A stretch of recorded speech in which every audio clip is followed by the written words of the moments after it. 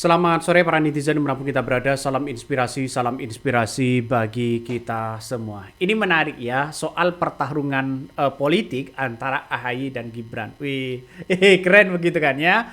Para pendukung-pendukungnya sudah mulai serang menyerang. Mulai saling memanas begitu kan ya. Apakah karena jangan-jangan AHY ya kinerjanya sangat baik dibandingkan dengan seorang Gibran begitu.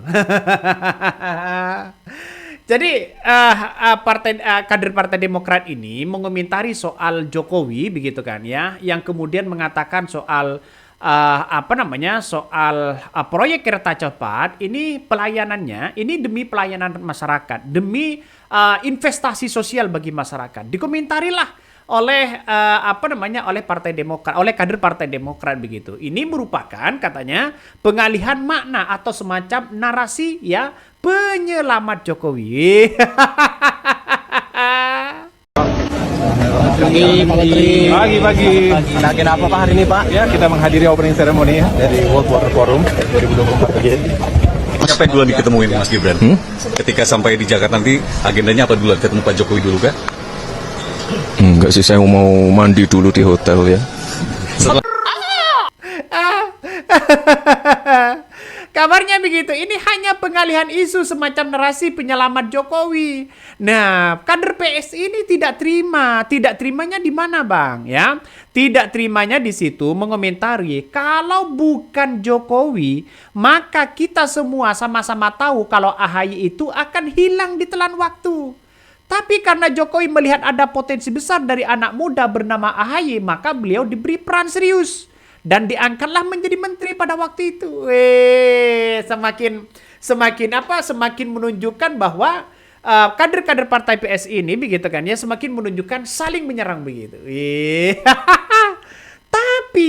Tapi kalau menurut saya pernyataan-pernyataan dari Deddy Nor ini ya dari kader partai PSI justru blunder.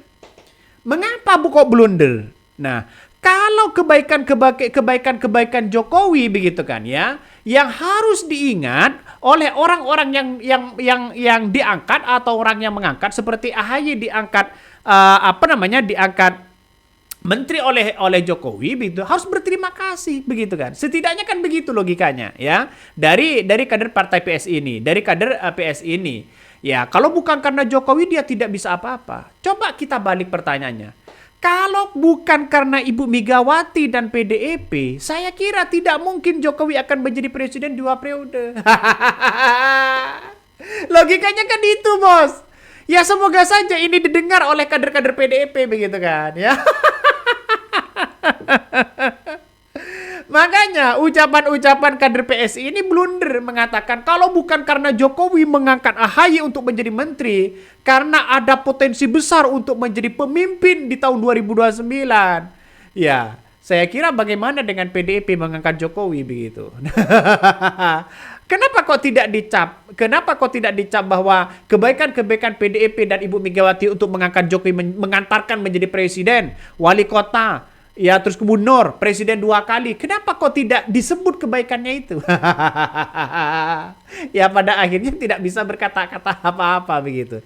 Ini sebenarnya menurut saya pribadi sudah jelas begitu kan. Implementasinya dari serang menyerang seperti ini, ya kekuatan dari AHY itu kan kinerjanya begitu kan ya.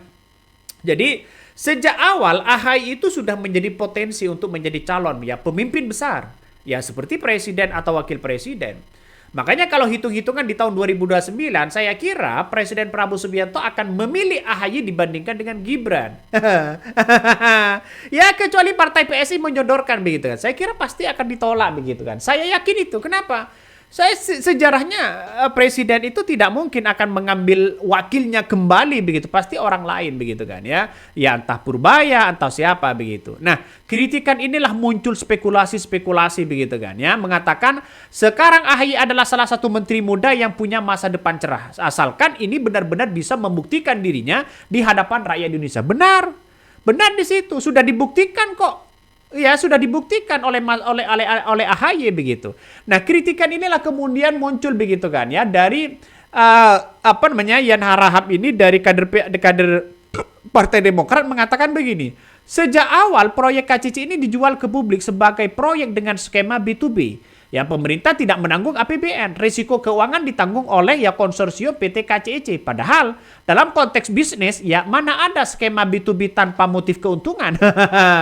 Argumentasi investasi soal ini valid bila sejak awal pemerintahan mendeklarasikan proyek sebagai public investment. So, host ini adalah pemerintah menggiring opini dan bahkan ini merupakan pengalihan isu, pengalihan makna atau semacam narasi penyelamat bagi seorang Jokowi. Pada akhirnya kan saling serang. Makanya kenapa para termol-termol itu sering mengkritik Partai Demokrat begitu kan ya, karena cikal bakal kekuatan AHY di situ sangat potensi begitu. Coba kita lihat saja sejarahnya begitu ya. Bagaimana Partai Demokrat yang hampir selangkah lagi mau diambil alih begitu kan, mau dibegal, dan bahkan kabarnya ada dugaan keterlibatan istana pada waktu itu. Siapa pemimpinnya? Yaitu Jokowi begitu kan. Ya, yang menjadi presiden Jokowi pada waktu itu. Bagaimana Partai Demokrat mau dibegal ya oleh anak buah Jokowi begitu. Jadi saya kira ini menjadi perdebatan yang hangat pada akhirnya. Orang tahu sejarah itu begitu. Kalau mengatakan kebaikan-kebaikan Jokowi harus diingat, lantas bagaimana kebaikan-kebaikan PDIP? Itu kan secara logika kan itu, Bos. Ya, makanya ini harus tahu sejarah itu begitu ya. Jangan asal ngomong ya kebaikan Jokowi harus diingat dan sebagainya. Sama dengan Presiden Prabowo Subianto. Walaupun ada peran Jokowi untuk memenangkan Presiden Subianto, Prabowo Subianto, tapi Prabowo Subianto ini kerja ke rakyat, digaji oleh rakyat. Ya harus pro terhadap rakyat tanpa melihat intervensi siapapun dia begitu. Kan itu seharusnya. Ini ngeri-ngeri sedap, Bos ya. Bahkan ya kader PSI ya, Deddy Norplaka ini bercerita mengenai derasnya serangan sejumlah kader Partai Demokrat terhadap Presiden Jokowi dalam beberapa waktu terakhir ini. Nah, sepertinya ya, seperti diketahui bahwa serangan itu terutama terkait dengan proyek kereta cepat Jakarta-Bandung. Nah, Luhut saja mengatakan bahwa kereta cepat Jakarta-Bandung sudah busuk sejak awal kok. Itu sudah dikatakan oleh Luhut. Kenapa Luhut tidak dikritik oleh partai PSI, oleh kader-kader PSI? Coba bayangkan kalau AHY yang mengatakan bahwa hutang kereta cepat sejak awal busuk, dikritik habis-habisan oleh mereka. Tidak bertahu berterima kasih, sudah diangkat menjadi menteri. Pasti begitu kan ya, kritikannya seperti itu. Makanya dikatakan Deddy ini kader Partai Demokrat harusnya tidak melupakan jasa besar Jokowi terhadap AHY ya. Dari perjuangan masa jabatan Jokowi, Ketua Umum Demokrat itu diangkat sebagai Menteri Agraria dan Tata Ruang. Lalu kini menjadi Menko Bidang Infrastruktur Pembangunan Kewilayahan. Nah, AHY seharusnya berterima kasih kepada Jokowi. Dan Jokowi harus berterima kasih kepada PDIP. Nah, secara logika kan itu kalau ingin melihat jasa-jasa mereka. Apakah PDIP tidak punya peran untuk memperjuangkan Jokowi pada waktu itu? Ada kok. Ya, kau melupakan PDIP.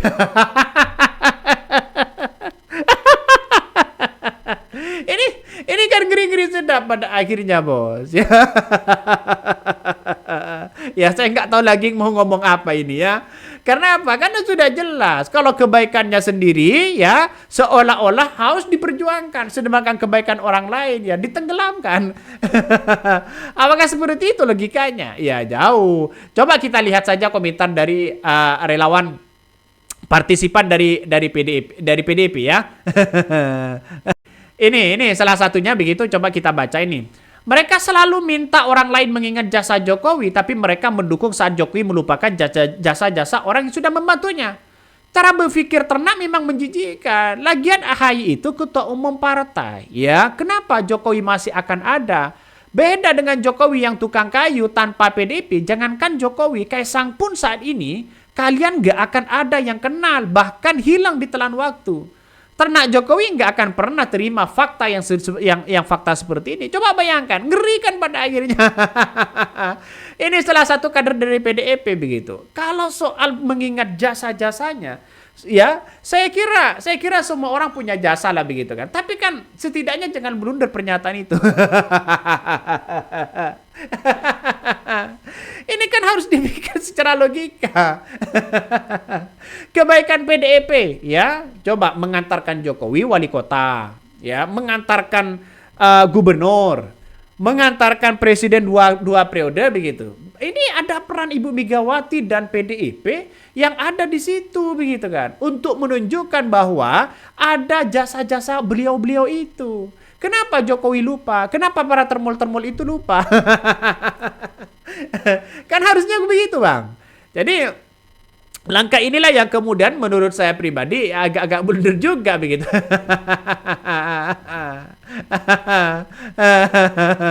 Ya, ada yang mengatakan ya simbiosis lah, ya simbiosis mutualism lah ya. Tanpa Jokowi mana ada PDIP bisa tinggi, ada mengatakan seperti itu. Tapi yang paling penting perdebatan seperti ini bukan kan sudah jelas bahwa partai itu adalah kendaraan politik begitu kan ya. Kendaraan politik. Jadi artinya apa? Artinya berada di Jokowi Suti karena ada kendaraan politik. Sama ada orang yang membicarakan lebih dulu mana antara telur dengan ayam. Kan orang bermutualisme di situ begitu kan ya. Artinya secara logika berputar-putar. Tapi ini kan jelas ada subjek, kira-kira ada subjek, ada objek begitu kan. Ya PDIP ini kan sebagai kendaraan politik ya. Sama aja Jokowi mau naik apapun, mau kemana begitu. Kalau tidak ada kendaraan politik ya tidak mungkin cepat sampai di situ begitu. Kira-kira kan logikanya kan itu, Bos.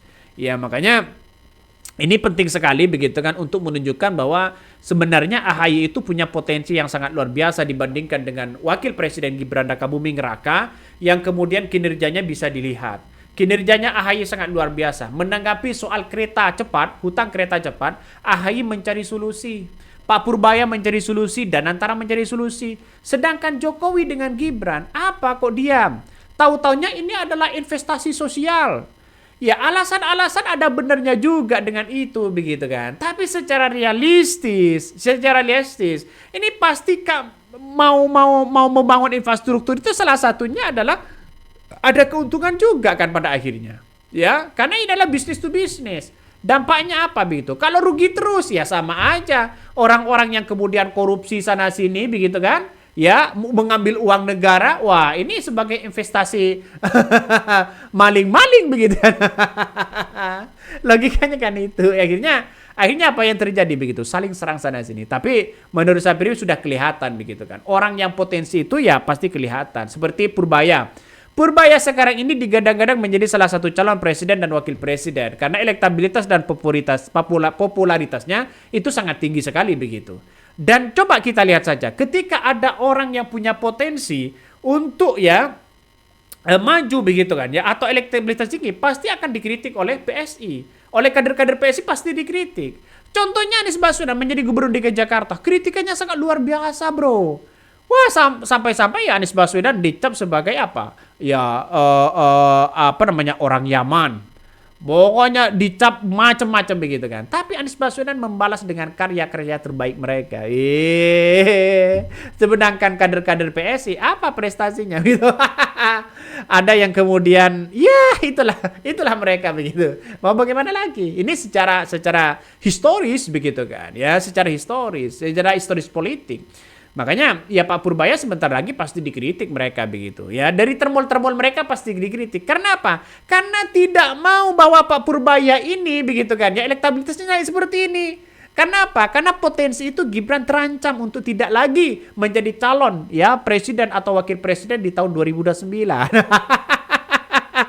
Wis paham gerak-geriknya, wis paham itu begitu. Oke, mungkin itu yang kami sampaikan ya. Tonton terus di channel Hot Dari Podcast Rakyat ini. Jangan lupa di subscribe.